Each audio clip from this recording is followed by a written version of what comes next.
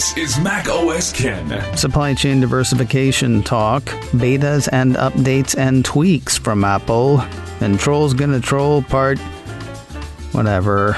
It's Thursday, the 6th of October, 2022.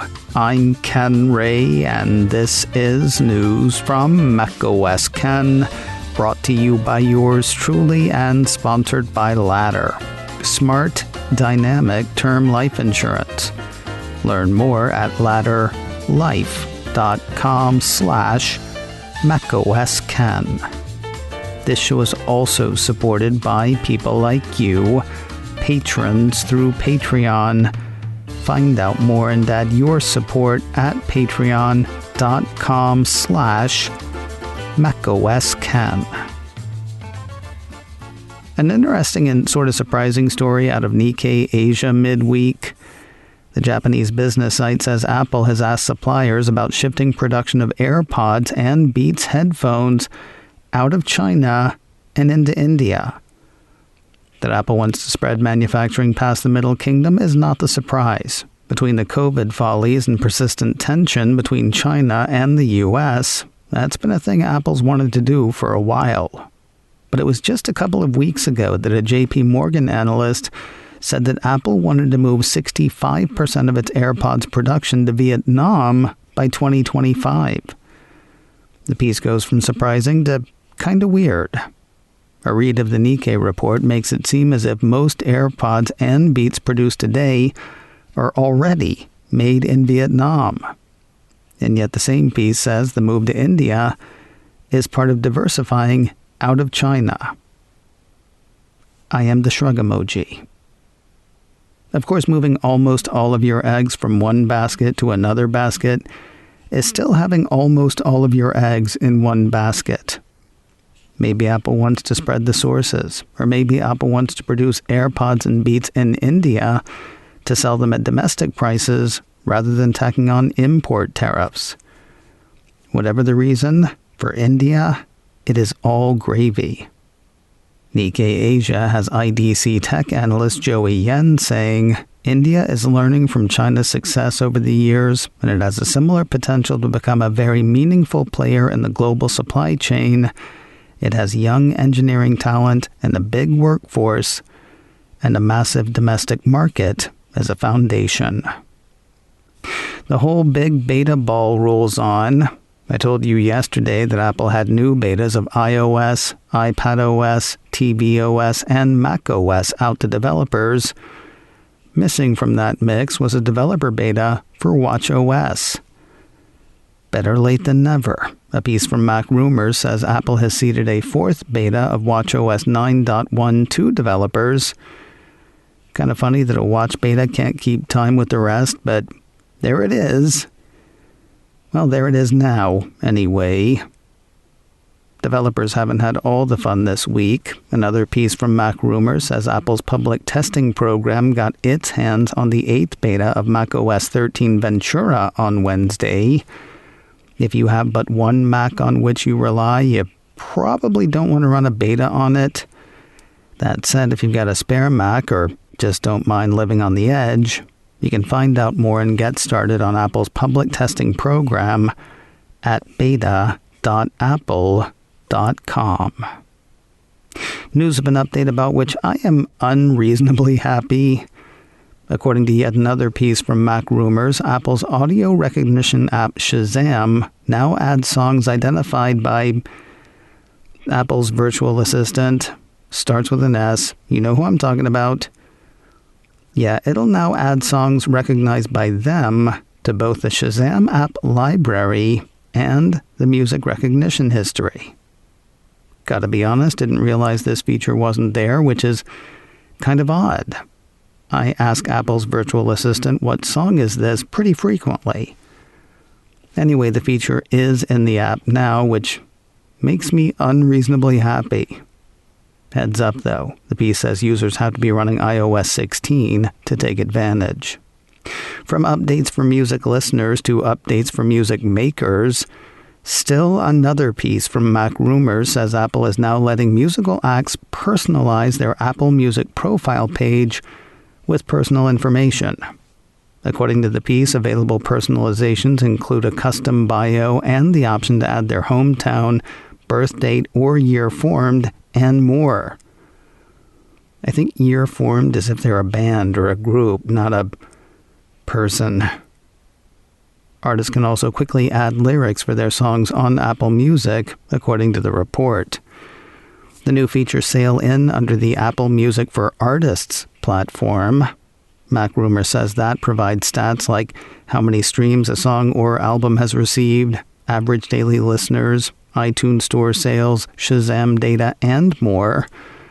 It is available to every artist on Apple Music, according to the report.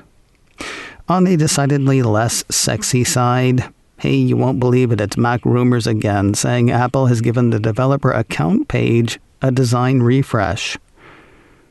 I feel like I should apologize for saying that that's less sexy, though I'm not sure to whom I would be apologizing. Anyway, the piece says the page now has a cleaner look that provides access to more information at a glance. I can tell you what's changed, but non-developers probably don't care, while developers are going to see the change soon enough, whether they care or not. It's cleaner and provides access to more information at a glance. Happy coding. More news in a moment, but first a word from Ladder, smart, dynamic term life insurance and sponsor of today's show. There are lots of things that we can put off. If you need it, setting up term coverage life insurance should not be one of them. So don't wait. Choose life insurance through Ladder today. If you're worried that it's difficult, it's not. Ladder is 100% digital. No doctors, no needles, no paperwork when you apply for $3 million in coverage or less. Just answer a few questions about your health in an application that will take you less time than you will spend listening to today's show. If you're worried about the risk, don't be. There are no hidden fees, you can cancel at any time, and you can get a full refund if you change your mind in the first 30 days. Here's another reason not to put this off. The older you get, the more life insurance costs. There really won't be a better time. So go to ladderlife.com/macOSken today to see if you are instantly approved. That's LADDER life.com/macOSken. ladderlife.com/macOSken. Troll's gonna troll, yo. Apple Insider says the Coalition for App Fairness and Epic Games CEO Tim Sweeney have both taken swings at Apple, this time over the App Store price increases being seen outside the U.S. According to the report, Apple increased App Store prices for many non-U.S. customers without giving a direct reason. The increase affects any market that uses the euro, as well as Chile, Egypt, Japan, Malaysia, Pakistan, Poland, South Korea, Sweden, and Vietnam. Prices went up about 20%, according to Apple Insider. While Apple didn't say why it was happening, the site figures it has to do with weakening foreign currencies against the dollar. While nature may abhor a vacuum, Sweeney and the coalition love it in this case. Apple not saying why it was increasing prices leaves them free to say whatever they want. The executive director for the Coalition of App Fairness was quoted as saying, "These increases were made without the input or consent of app developers, which highlights the extent of Apple's market power. In no other industry can a business single-handedly increase the prices of another business's products." Meanwhile, the piece says Epic's Sweeney compared Apple to a landlord adjusting rent without giving tenants any say in the matter or anywhere else to go. Sweeney says developers don't want to raise their app prices in the EU and UK. Consumers don't want app price increases in the EU and UK. Central banks fighting inflation don't want app price inflation. Seriously, this guy. And finally today, it really does feel like a traditional fall TV season for Apple TV+. The Cupertino streamer issued a press release Wednesday teasing the third season of the kids series Ghostwriter with a premiere date and a trailer. Featuring an entirely new cast and adventure, the release says the latest installment dives into stories inspired by The Wonderful Wizard of Oz, Charlotte's Web, Bayou Magic, and more. The more is particularly strange.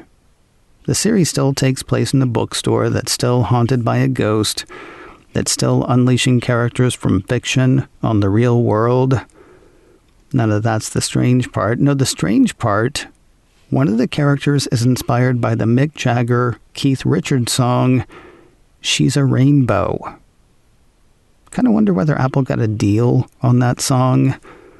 It was central to a second season episode of Ted Lasso as well. The third season of Ghostwriter hits Apple TV Plus on Friday, the 21st of October.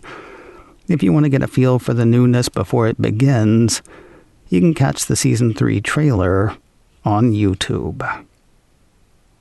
Today on the Mac Observer's Daily Observations podcast, an Apple Watch explodes and Apple tries to keep it quiet. At least we hear Apple tried to keep it quiet. TMO's Nick DeCorvo will tell us more. Plus, Nick and I mark the 11th anniversary of Steve Jobs' passing and talk over who's to come.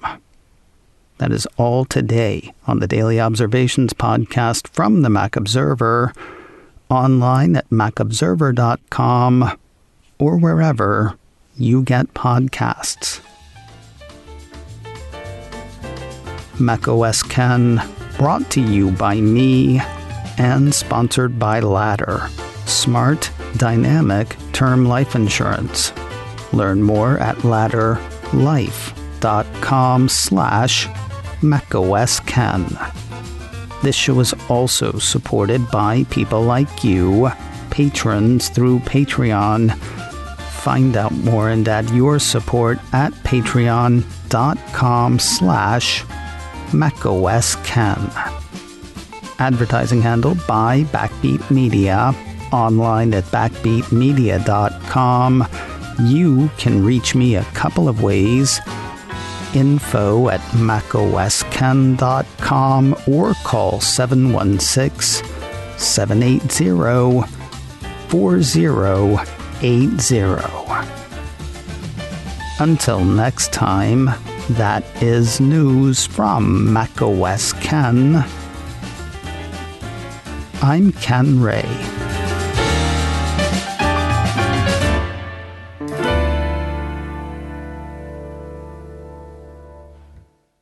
Ciao.